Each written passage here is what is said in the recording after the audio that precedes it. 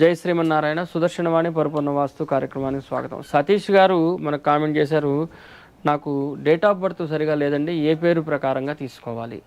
ఇక్కడ చాలామందికి ఇంకా కన్ఫ్యూజన్ నడుస్తూనే ఉంది. మనం ఎన్నో వీడియోలు పెట్టినాం, ఎన్నోసార్లు వర్గుల గురించి మాట్లాడినా. ఈ వర్గుల సబ్జెక్ట్ వచ్చేటప్పుడు పేరులోని మొదటి అక్షరం అంటే జన్మనామంలోని మొదటి అక్షరం తీసుకోవాలి.